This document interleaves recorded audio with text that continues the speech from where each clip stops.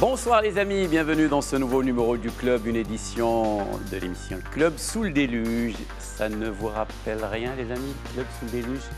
Amine? Non, bonsoir déjà, non pas grand-chose. Moi, à chaque fois que je vois cette pluie et que je suis à Rabat, je pense à la Coupe du Monde des clubs. Je ne sais pas si c'est à ça que tu voulais me faire penser, du tout, mais pas du sincèrement, c'est à ça que je pense. Ça va? Non, ça me rappelle moi, le Club, le déluge, c'était le soir où on enregistrait l'émission pilote de le Club, le jour où j'ai décidé de vous garder comme consultant permanent. C'était vraiment une très très sage décision. T'aurais pas dû venir de ma part. Comment? T'aurais pas dû venir ce soir-là.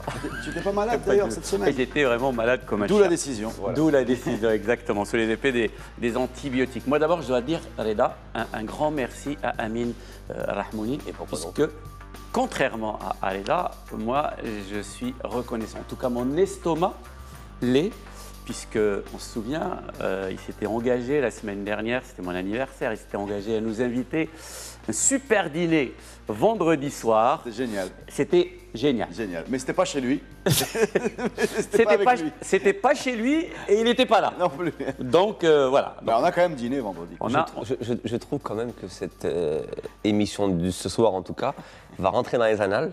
Parce que vous avez ouvert une porte, celle des choses personnelles, qui sont en off et qu'on étale devant nos millions de téléspectateurs. Je suis désolé, mon anniversaire. Je pense qu'on va bien rigoler sur les semaines à venir. On va bien rigoler. Mon anniversaire, c'est toi qui en as parlé le premier et que tout de suite après, tu m'as invité. Ça va être glorieux cette année. Ça va être vendredi soir, c'est chez moi et je vais te faire une fête. Tu viens de Tanger, tu es tout seul à Casa et je vais te faire un dîner magnifique. Et finalement, tu as oublié, tout simplement. C'est pas vraiment ça. Faisons l'émission. Ne rentrons pas dans les détails. Donc, les amis, vous en doutez, au menu ce soir, bien entendu, ce qui se passe du côté du Real Madrid, cette crise avec le départ de Julen Lopetegui, l'arrivée de Monsieur Solari, Santiago Solari. Il y a la Manita lors du Classico et puis Ronaldo qui règle ses comptes avec le Real, plutôt, surtout avec Florentino Pérez. Et puis, enfin, mes amis, le Paris Saint-Germain, où l'entraîneur allemand Thomas Tuchel est en train de montrer à son effectif de quel bois il se chauffe. Tuchel, l'entraîneur allemand qui semble avoir un peu de mal, mais il a les moyens. En tout cas, il a la compétence pour régler ce genre de choses avec l'équipe du Paris Saint-Germain. Il a été très, très courageux. Nous allons revenir, bien entendu, sur ça en fin d'émission avec notamment Hervé Penaud. Il y aura avec nous également, bien entendu, une semaine de Classico, un Fred Hermel au bord du précipice, de la crise de nerfs. Pour rester dans l'Espagne. Pour rester en Espagne. Pour rester en Espagne. Les amis, il y a un nouvel entraîneur. Je ne parle pas de la psychologie espagnole, mais du film d'Almodovar. C'était juste pour être précis. Voilà. Quelle culture. Quelle culture. Au bord de la crise de nerfs. Au bord de la crise de nerfs. Les amis, le Difad El Jadida a un nouvel entraîneur. Il s'agit d'Hubert Velud qui succède à Abdrahim Talib. Abdrahim Talib qui est resté 2 ans et demi. C'est long, c'est très très long pour la Botola Maroc Télécom. Et depuis le début de la saison, là, on assiste déjà, je pense, au 5e ou au 6e club qui change d'entraîneur avant d'en débattre. Cet extrait de la conférence de présentation d'Hubert Velud. Je suis venu là pour essayer de faire encore un peu progresser Jadida, même si Jadida, par rapport à son potentiel, a fait de très belles choses ces dernières années. Mais je le répète, on a toujours faim de victoire, de succès, et c'est dans ce sens-là que je suis là. C'est la première raison. Et la deuxième raison, c'est aussi, je dirais, le contexte. Le contexte qui m'a beaucoup plu, le contexte qu'il y a une certaine sérénité qui se dégage dans ce club. Même si un entraîneur ne vit que par les résultats, et vous savez comme moi qu'au Maghreb il faut beaucoup de résultats très vite, mais on sent qu'ici quand même on a un certain recul par rapport à ça. Il y a un certain travail qui doit être fait. J'ai senti tout ça, donc ça correspond tout à fait à mon état d'esprit, à ma mentalité, et c'est pour ça que j'ai accepté tout simplement de venir rejoindre le président ici pour l'aider encore à franchir un palier à son club. Voilà, faire franchir un palier au Difad El Jadida, c'est une bonne pioche, Amine? Ouais, surtout qu'il a l'air d'avoir une tête de rigolard. Je pense qu'ils vont bien s'amuser à Jdida. Maintenant, il commence sa conférence de presse par dire qu'il va faire progresser C'est de Jdida. l'humour, hein, ça veut dire que... Oh non, bien, ouais, mais bon, il avait l'air pénétré, voilà, Ouais. et sérieux. On va quand même... Tu dis que Talib est resté 2 ans et demi, effectivement, c'est un record, je pense, pour la Botola, pour un entraîneur marocain. C'est pas mal, hein, c'est pas mal. Surtout Talib qui est quand même pas mal bourlingué. Ouais. Mais C'est étonnant qu'il parte, le club est deuxième, le club a fait 2 super saisons. Lui, il parle d'une opération voilà, au genou, on parle d'un mais petit souci médical. Non, Après, non, on savait... je peux te confirmer que oui, il y a le petit souci médical. Non, bien sûr, mais on savait dès l'an dernier, déjà l'an dernier. On n'attend pas de Talib qui marque 25 buts par saison. Donc, non, moi, une bonne douzaine, je pense. Mais lui... Non, mais plus sérieusement, on savait déjà l'an dernier, il ne devait pas... Pardon, oui, c'est un ambassadeur, oui. L'an dernier, déjà, il ne devait pas remplir forcément, donc on savait déjà que Jdida était à la recherche d'un entraîneur. Maintenant, quand Velud dit que cette équipe a bien progressé, oui, parce que je pense qu'il y a clairement... il fallait gérer la Prébine Chira à El Jadida, ça a un peu flotté, et Taleb est venu un peu remettre de l'ordre. Donc oui, s'il faut rendre hommage à un monsieur, c'est bien Taleb parce qu'il a fait du bon boulot. On a tendance souvent à dire que cette équipe d'El Jadida avait une ossature bien définie, qui avait beaucoup de mal à partir. Il faut savoir aussi que les meilleurs sont partis, les meilleurs, dont Hedref, dont on a parlé la semaine dernière. Il a quand même réussi à tenir la barque pendant 2 ans. Donc oui, bien. Maintenant, Velud, c'est de l'expérience. Hein. Il a déjà entraîné au Maroc. Il est passé un court instant par Agadir il y a 7 saisons, il me semble, par le Hassania. Donc oui, il retrouve le Maroc, on verra un peu ce que ça va donner, mais voilà. Il connaît très bien aussi le football africain, Oui. il a entraîné en Algérie, il a gagné des titres en Algérie, il a gagné aussi avec le tout-puissant Mazembe. Moi, je tiens aussi à saluer la manière avec laquelle cette séparation s'est faite entre bien sûr le Difa d'El Jadida et Abdrahim Talib. Voilà, ça s'est super bien passé. En plus, un entraîneur qui restait à la disposition du nouvel arrivant pour lui tout expliquer, pour l'aider à s'intégrer plus facilement. Franchement, on n'est pas habitué. Non, on n'est pas habitué, mais c'est pas non plus, faut pas non plus rendre rose ce qui n'est pas aussi rose. C'est-à-dire qu'un club comme Jdida, pour moi, il est toujours dans le deuxième chapeau et on le voit très souvent mener la barque dans la première partie du championnat. On le trouve deuxième, troisième, premier, parfois leader après les matchs allés. Et en même temps, c'est un club qui, peut-être que je me trompe, mais je pense n'a jamais gagné le titre de champion du Maroc. Il doit avoir des Coupes du Trône. Il a gagné la Coupe du Trône. Voilà, mais avec Mouchira. voilà, mais exactement, il avait fait un beau parcours. Mais il n'arrive pas à basculer comme a réussi par exemple Tétouan, qui n'avait pas aussi, ou Tanger, ou le FUS.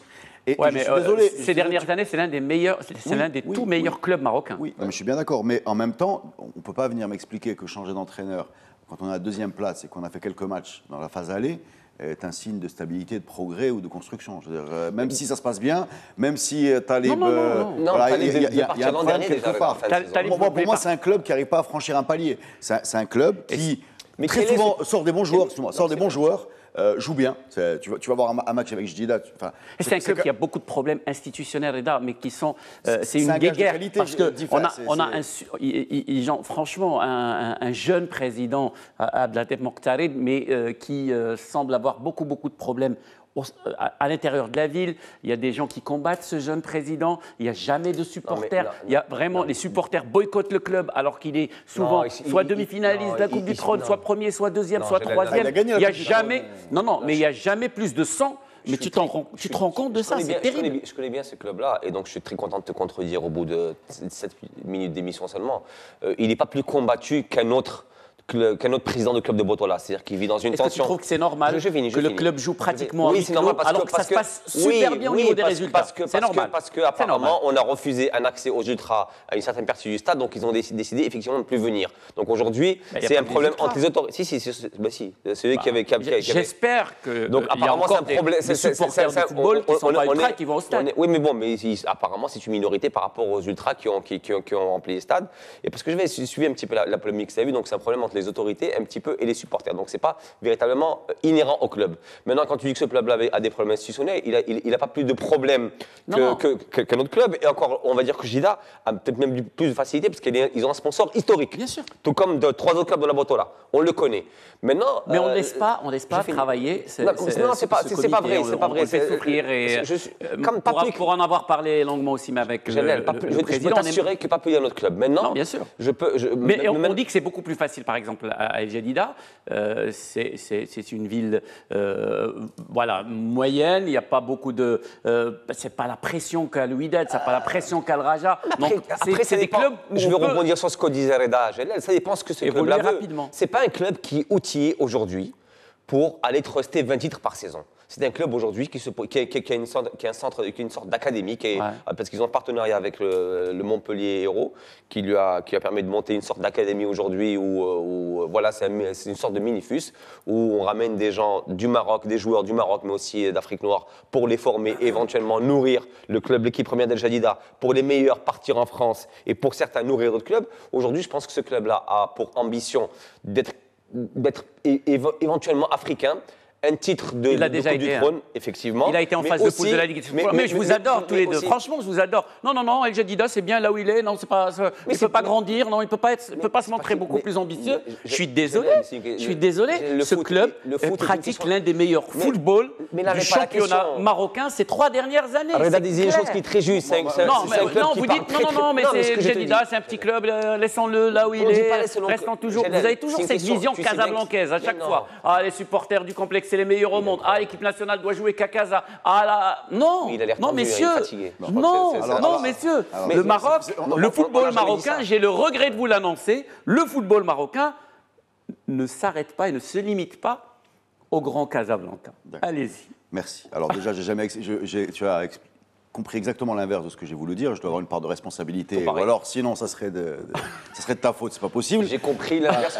J'ai compris ce que j'ai voulu dire. Donc l'inverse de ce qu'il a compris. Donc j'étais justement en train d'expliquer que contrairement à tous les clubs qui avaient franchi le fameux palier du titre de champion après lesquels tout le monde court et qui sont justement pas casablancais. Ça change rien. Ce palier, Reda, je suis désolé. Deuxièmement, juste pour tu dis je te sors des exemples, Reda.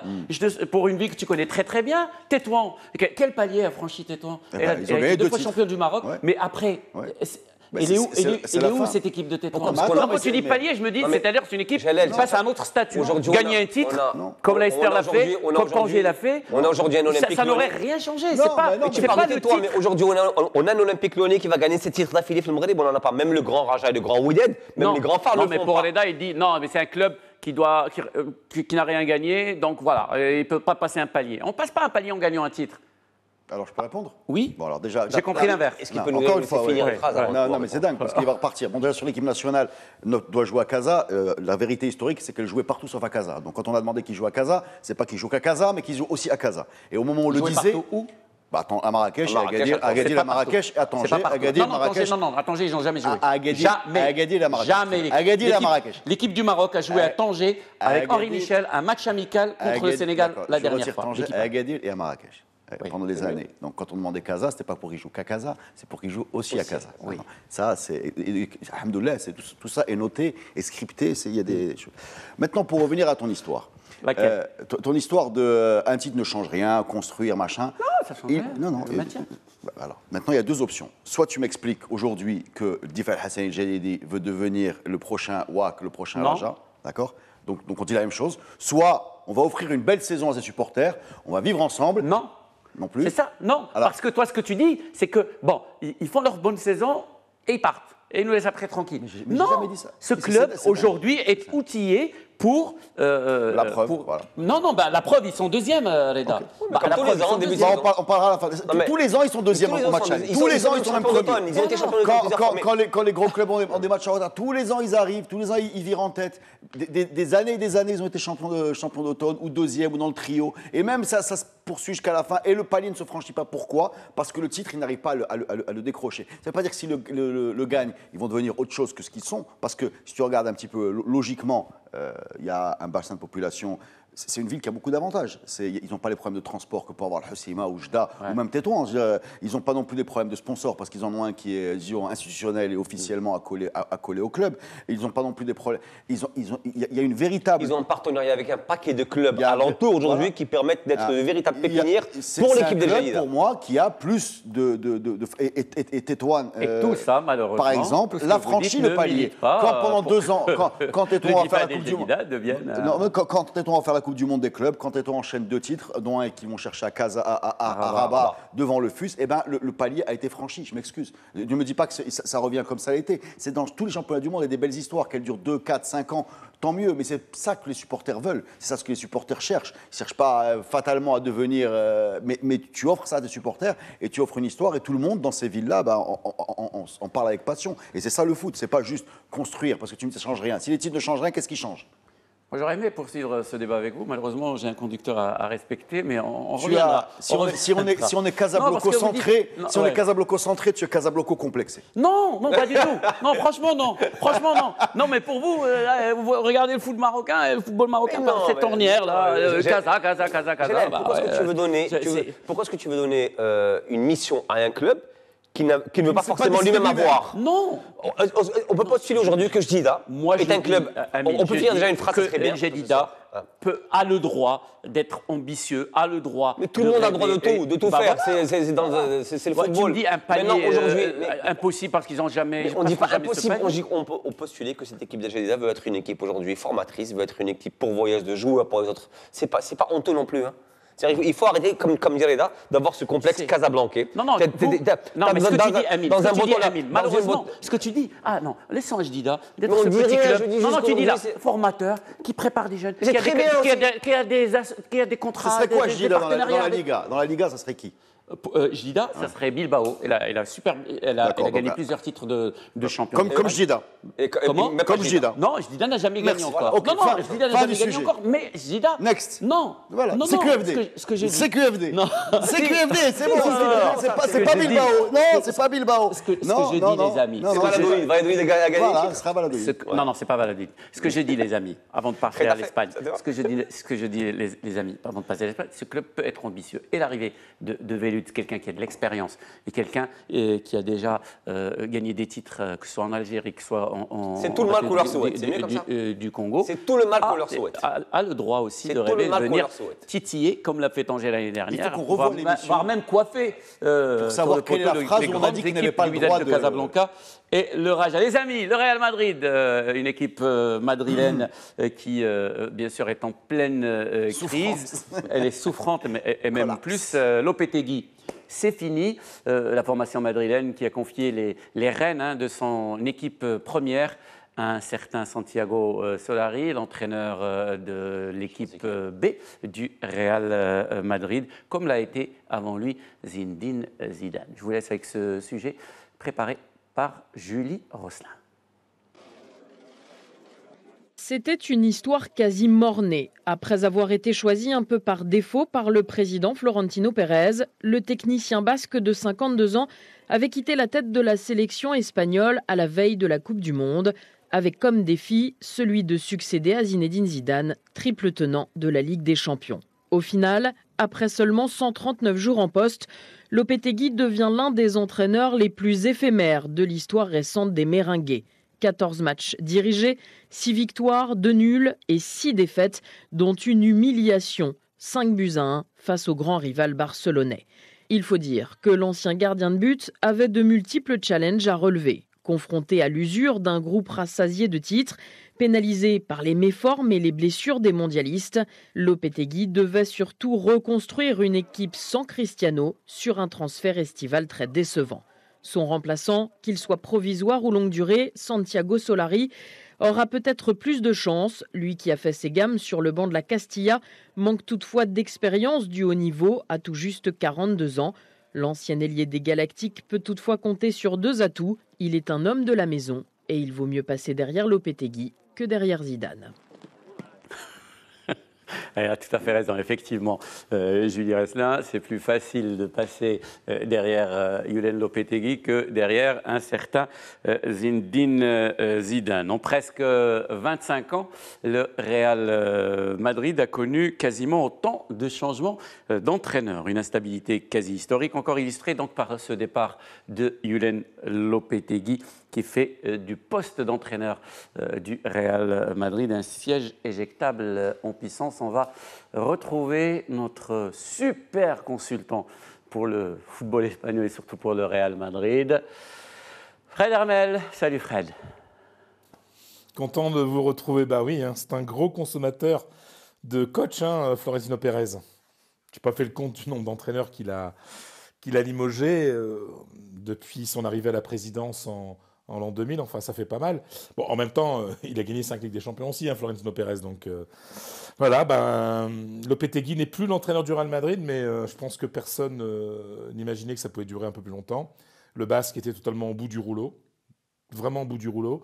Et c'est Santiago Solari qui sera présent sur le banc, qui va diriger l'équipe ce mercredi à Melilla pour ce match aller de 16e de finale de la Coupe du Roi.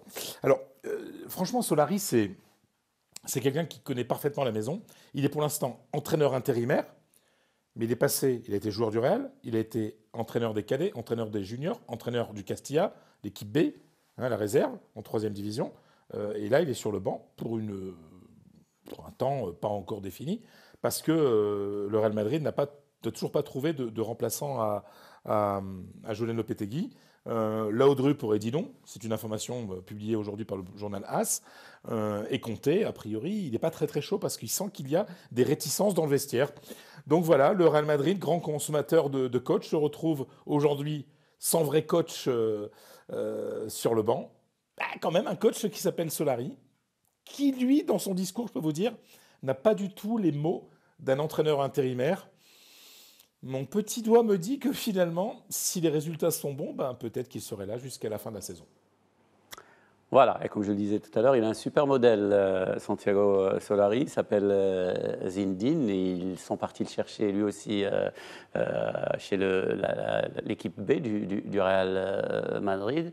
Et après, on connaît la suite de l'histoire. Et l'inverse, c'est vrai. C'est-à-dire que Zidane avait pris la place, le maillot de Solari quand il était arrivé au Real, c'est le numéro 5.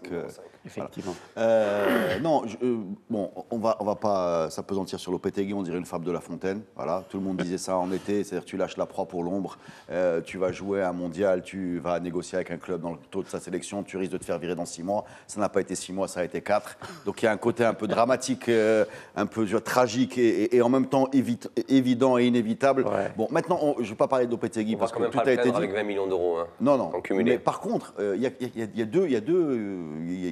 a deux entités là, qui me semblent passer un peu à travers les gouttes, un peu facilement. Il y a premièrement les joueurs. Ouais. C'est quand même eux qui étaient sur le terrain. C'est plus facile de virer un mec que 23. Non, je ne veux pas virer. Je dis qu'on n'est pas dans un mea culpa. Ouais. Quand tu entends les joueurs, quand tu entends Ramos dire moi, le respect, le machin, etc., je ne veux pas compter. Quand tu vois Courtois se permet. Et quand tu vois, les gars ont pris 5 buts dimanche, ils sont 9e de la Liga. On peut avoir une saison de décompression. Après, c'est une question de palier. Tu décompresses, 2e, 3e, tu fais pourquoi pas ta petite saison blanche. Mais la 9e, il y a un minimum de standing. Je ne suis pas sûr que les joueurs aujourd'hui soient complètement. Ils ont vraiment besoin de quelqu'un qui ne les bouscule pas. Et je ne suis pas sûr qu'ils soient en position de pouvoir continuer à exiger. D'un côté, d'un autre côté. Les dirigeants, se communiquer, franchement, honteux du Real Madrid. Il dit c'est pas normal. On a 8 joueurs nominés pour le Ballon d'Or. C'est une première dans l'histoire du club. C'était ma deuxième partie. C'est-à-dire les joueurs, on en a parlé. Pérez, il est mal inspiré actuellement. Là, il est allé chercher le coach au milieu de la sélection. On en pense ce qu'on veut. Il nous explique qu'il est mauvais. C'est des choix par défaut, c'est des choix par défaut. Voilà. Globalement, il ne prend pas des très bonnes décisions et il en est également.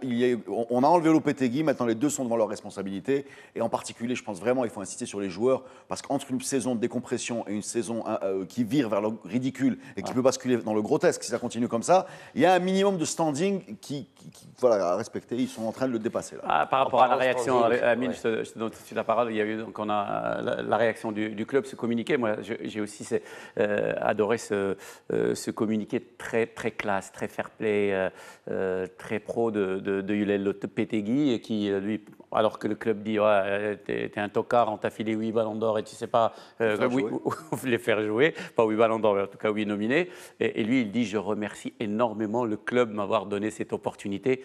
Alors, moins classe a été son père, il lui dit on a volé à mon fils 50 buts, c'est-à-dire, quand on a parti, ils ont volé à son fils 50 buts, c'est-à-dire à Cristiano Ronaldo. Oui, surtout c'est certainement parti avec un gros chèque aussi, donc je pense que Lopetegui ne sera pas le plus malheureux des entraîneurs, même si effectivement c'est jamais classe de se faire virer au bout de si peu de temps. Maintenant, ce que je trouve moi extraordinaire pour une institution, je répète, une institution comme le Real, c'est quand même ce nombre d'entraîneurs qui refusent de venir. C'est-à-dire qu'aujourd'hui, on en revient au début du débat et que Leda a relevé, c'est qu'effectivement, aujourd'hui, on voit très clairement qu'il y a un vrai malaise au niveau des joueurs et de la direction qui fait que, à part aller chercher, refaire du neuf avec du vieux, en allant rechercher l'entraîneur de la Castilla, comme ils avaient été faire avec Zidane, on a l'impression qu'il y a plus grand monde qui veut quand même aujourd'hui prendre de risques, même pour de l'argent, parce que quand tu signes un contrat et que tu es viré entre-temps, tu prends quand même l'argent. Il y a plus grand monde, dit Barigi, Tibedel. Et je trouve ça un petit peu... Bah oui, c'est ça, c'est vraiment le cas de dire, parce que c'est vraiment ce qui est arrivé avec Lopetegui. Et je trouve ça dommage quand même pour une institution comme le Real. Et oui, alors oui, la Fred Hermel, du haut de sa bonne foi, il te dit Florentino Pérez a pris 5 des champions. Mais après, Florentino Pérez, est-ce qu'il va laisser dans quel état il va laisser effectivement cette institution que les gens ont créé. Mais là, on sent effectivement, Amine, que pas beaucoup d'entraîneurs, mais c'est de la folie quand même, pas beaucoup d'entraîneurs sont intéressés par le Real Madrid. Et là, il a parlé de Laudrup, un enfant du club quand même. C'est ce que je vous dis, c'est ça qui est incroyable. Conté, on dit aujourd'hui, tu devrais avoir la moitié des entraîneurs du globe qui devraient postuler pour venir au Real. Non, parce qu'ils savent aujourd'hui qu'ils sont devant un terrain miné, des joueurs qui font bloc pour protéger leurs acquis. Zidane est allé au bout de cette belle aventure avec ce groupe et ils sont habitués à un certain confort. Ils savent, tout le monde, enfin en gros, tout le monde pense qu'ils ont besoin d'une main de fer et les joueurs n'en veulent pas. Voilà. Ils ont besoin d'une main de fer. En attendant, ils ont pris une manita, les joueurs du Real Madrid. On se retrouve dans un très court instant, les amis, pour la deuxième partie. C'est pour ça que je suis là. Deuxième partie de l'émission. À tout de suite.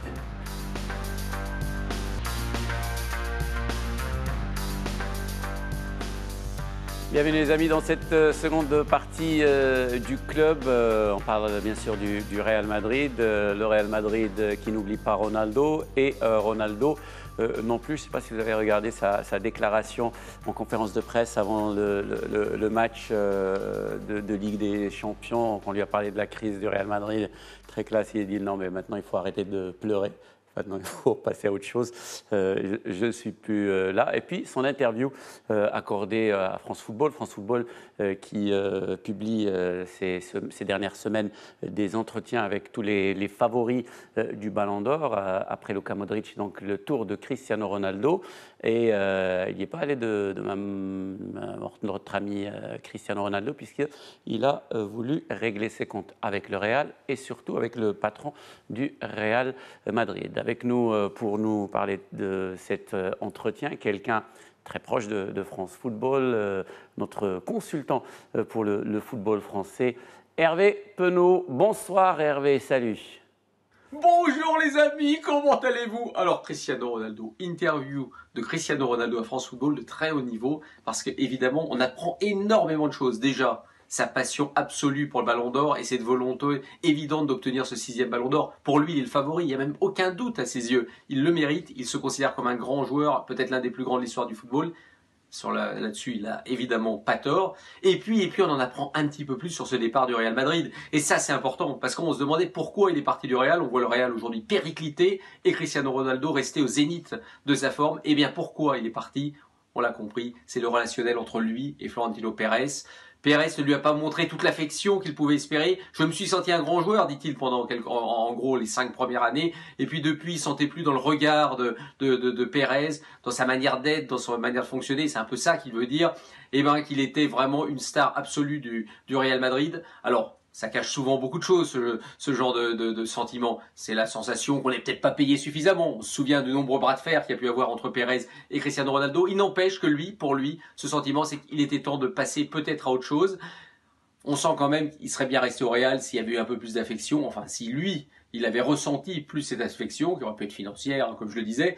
Mais toujours est-il qu'à un moment, il a franchi le pas. Il est parti à la Juventus. Juventus qui est aussi à ses yeux un grand club. Mais comme il dit, combien de joueurs auraient fait ça? Combien de joueurs ont été payés déjà 100 millions pour pouvoir partir à cet âge-là dans un club comme ça? Quand d'autres ont choisi la Chine, le Qatar, tout et tout. Lui, il a choisi la compétitivité, la compétition, les grands clubs et la volonté de gagner avec la Juventus cette Ligue des Champions.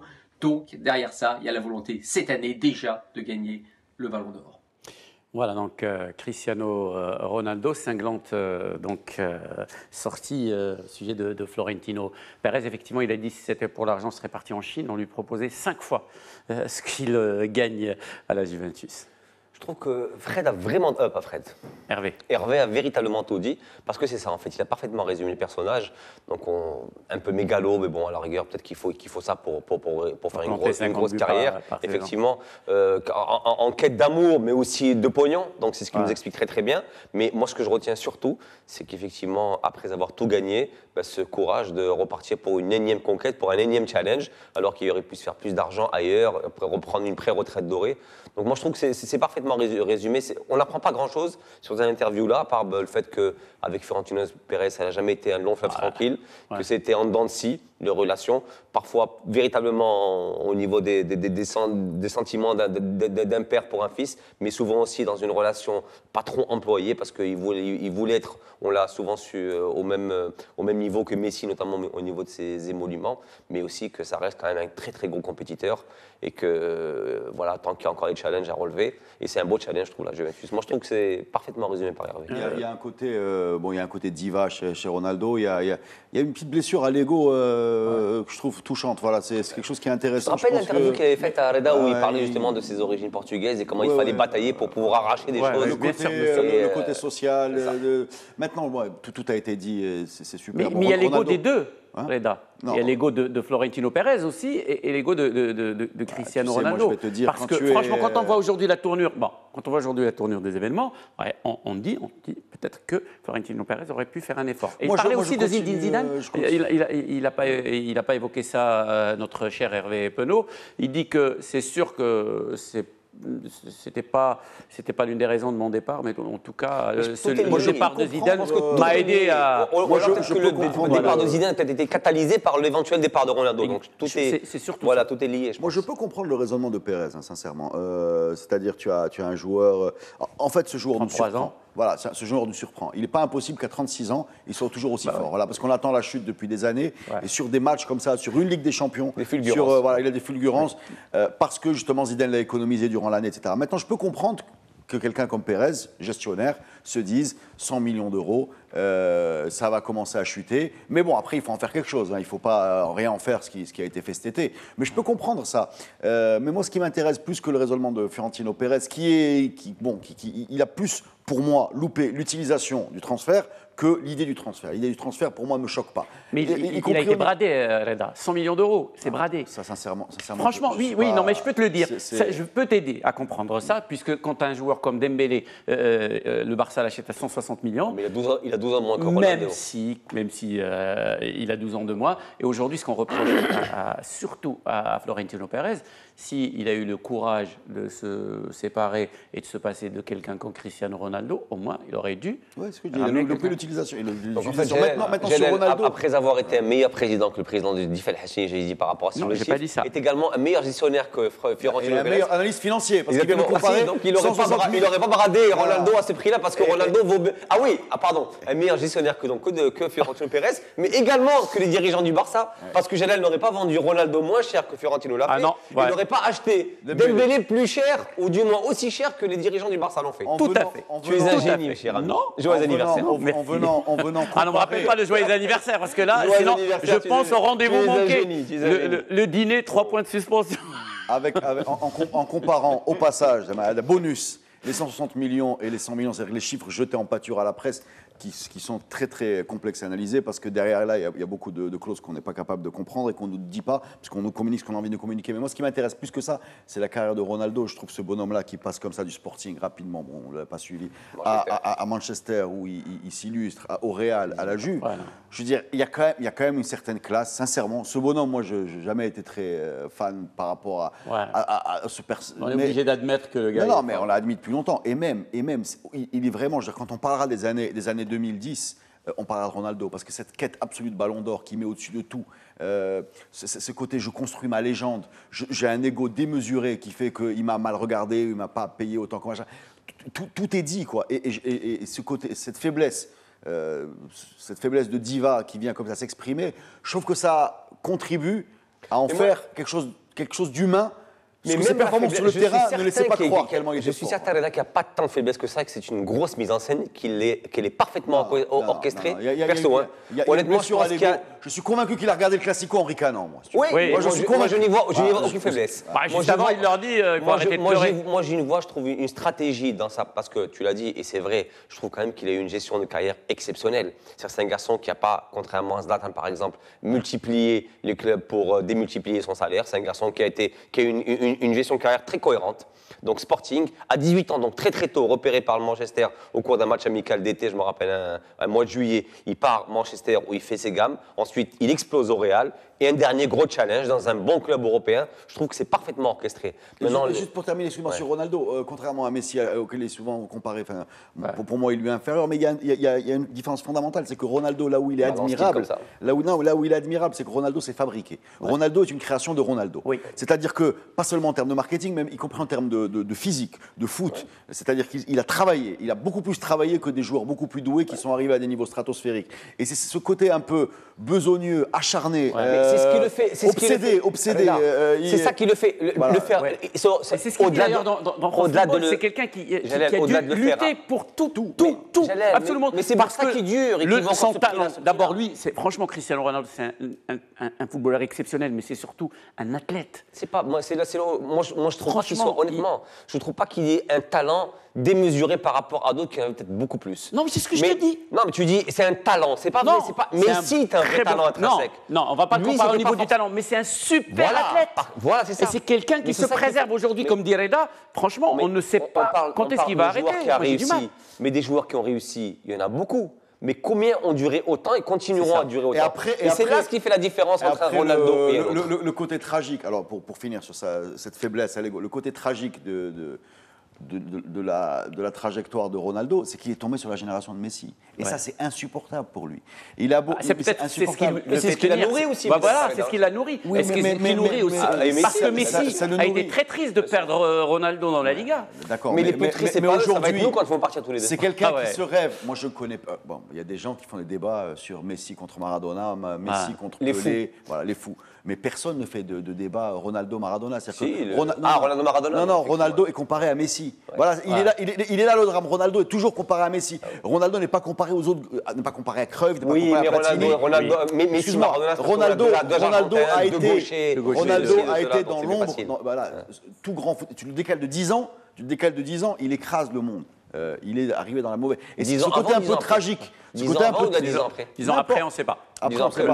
Mais ce côté un peu tragique de sa trajectoire. Moi, ce bonhomme, je trouve de plus en plus intéressant. Et j'aimerais bien savoir le mystère total pour moi. Qui est Ronaldo quand il ne fait pas Ronaldo? Ronaldo, avec bien sûr ce classico sans Cristiano Ronaldo qu'on a vécu, qui a été un match juste magnifique, un classico sans... Oui, on en parle après. Vous n'êtes pas d'accord avec moi ce soir. Je ne sais pas si je vais vous garder encore longtemps. Les amis, donc je disais, on a vécu un classico sans Ronaldo et sans Lionel Messi. Bon, on a parlé... Sans Ramos et sans Kroos et sans Benzema. Personne n'est venu, en fait.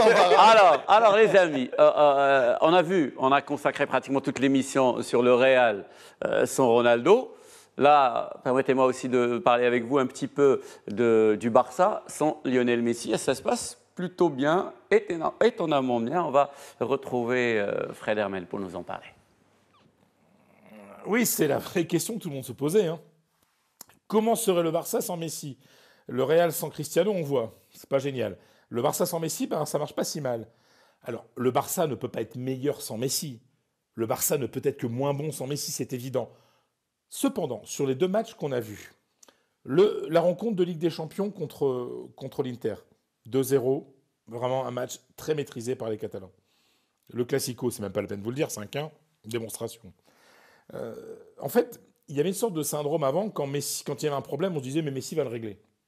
Là, tous les joueurs prennent leurs responsabilités. Voilà, tu vois Suarez, par exemple, Suarez... Il avait été très bon contre l'Inter. Et là, contre le Real, il a mis un hat-trick. Quand on voit, par exemple, Rafinha qui est entré numériquement à la place de Messi dans les 2 11 titulaires qu'on vient de voir, mais il est extraordinaire. Donc, il a marqué le premier but contre l'Inter.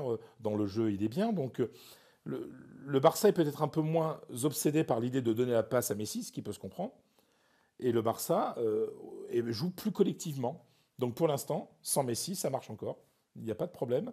Et lui va se reposer. Je vous rappelle qu'il est blessé. Il s'est cassé le bras droit. Mais pas de souci pour l'instant pour les Catalans. Donc, et j'ai l'impression que ça renforce aussi leur confiance en eux-mêmes. Parce que gagner de cette manière, sans leur joueur phare, eh ben, c'est pas mal quand même.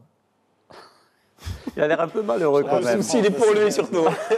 Non, moi, je comprends très bien sa théorie, je suis d'accord. Et effectivement, il y a des joueurs qui en font plus quand Messi n'est pas là parce qu'ils ont besoin de faire. Et encore faut-il que ces joueurs aient la capacité d'en faire plus. C'est-à-dire que c'est bien beau de le vouloir, encore faut-il le pouvoir. Suarez, il a été magnifique. Mais Jordi pas, Alba. Pas que dans les buts, Reda. Tout le match. Tout le match de Suarez. Il a éclaboussé. Moi, j'ai retrouvé le Suarez des premières.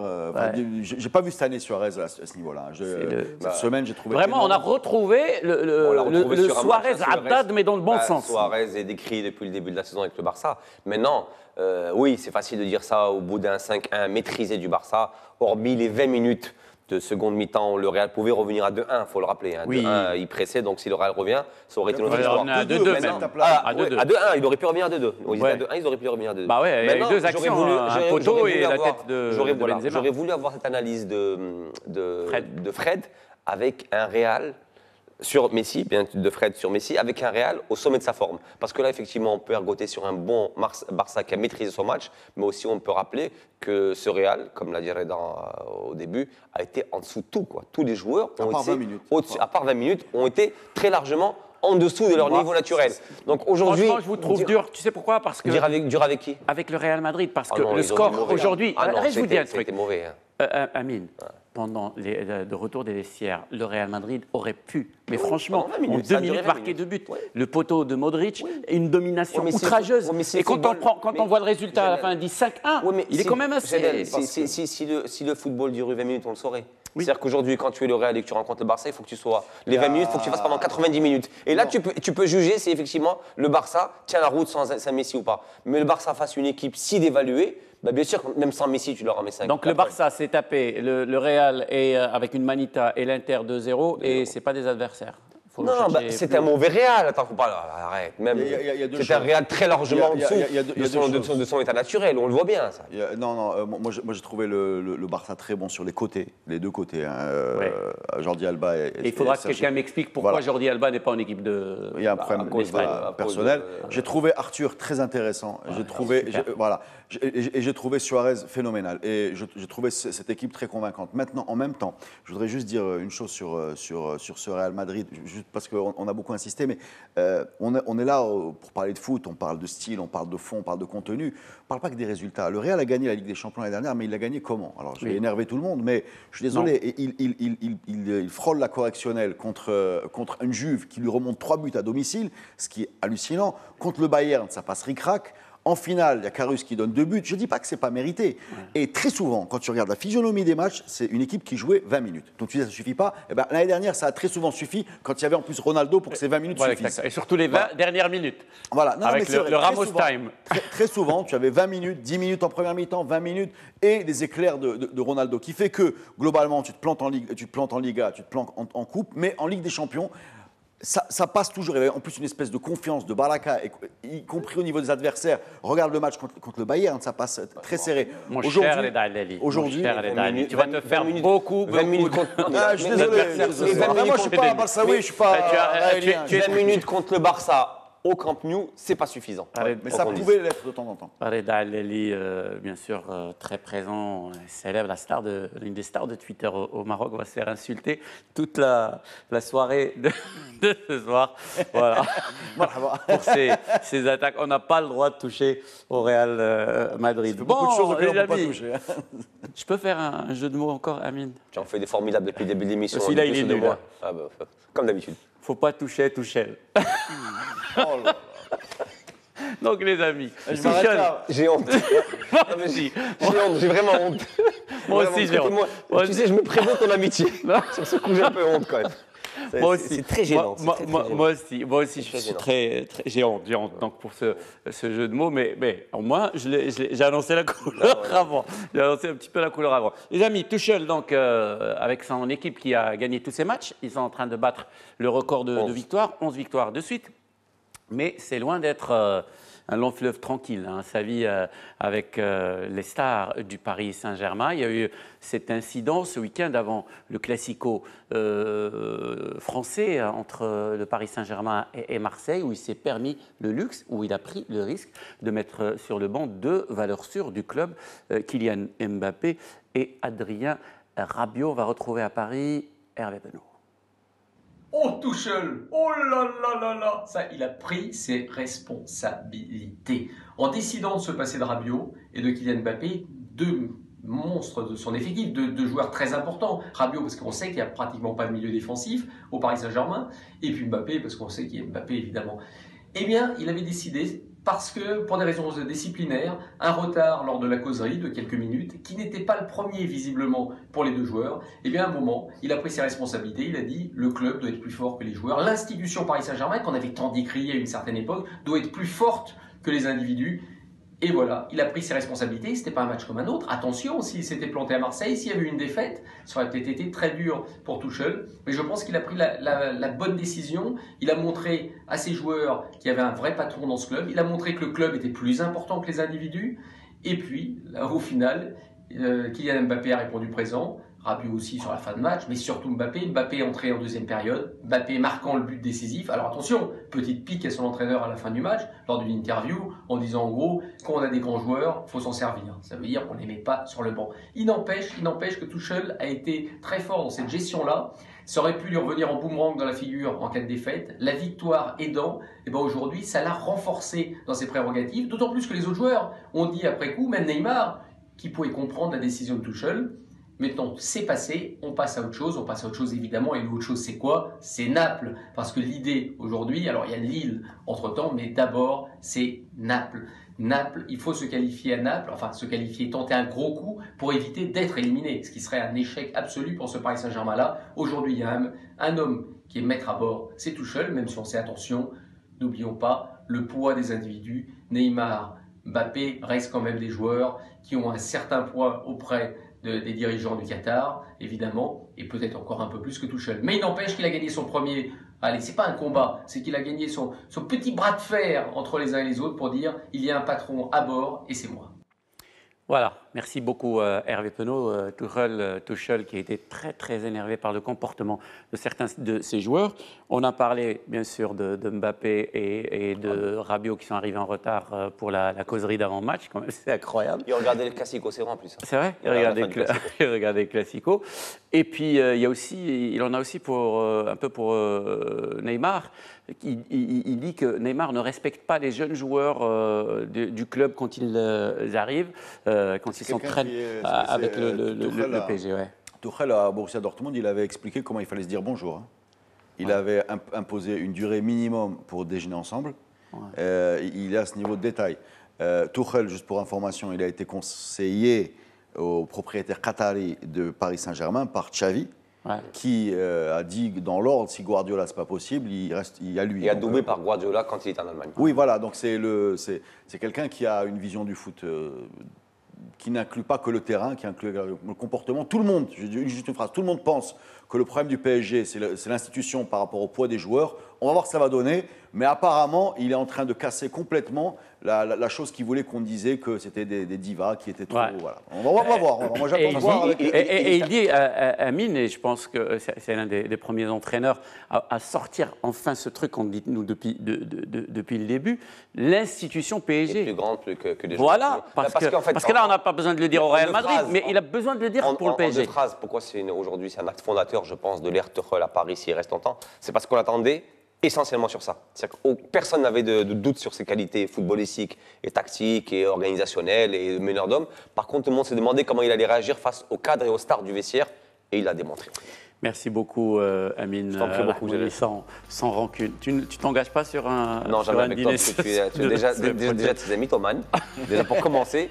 Et deux, tu n'as aucune pudeur à raconter aux gens ce qu'on doit rester entre nous. Mon cher Eda, je t'invite à dîner ce soir chez moi à Tanger. Merci beaucoup. Ça va être loin, mais on va y arriver. On va y arriver. C'est la fin, les amis, de cette édition du Club. Mille merci vraiment à toute l'équipe qui fait un travail formidable et à notre chef d'orchestre, bien sûr, Driss Tibaa. Ciao, on se retrouve mercredi prochain, tous ensemble. Si on ne s'est pas fâché, on se retrouve. Ciao.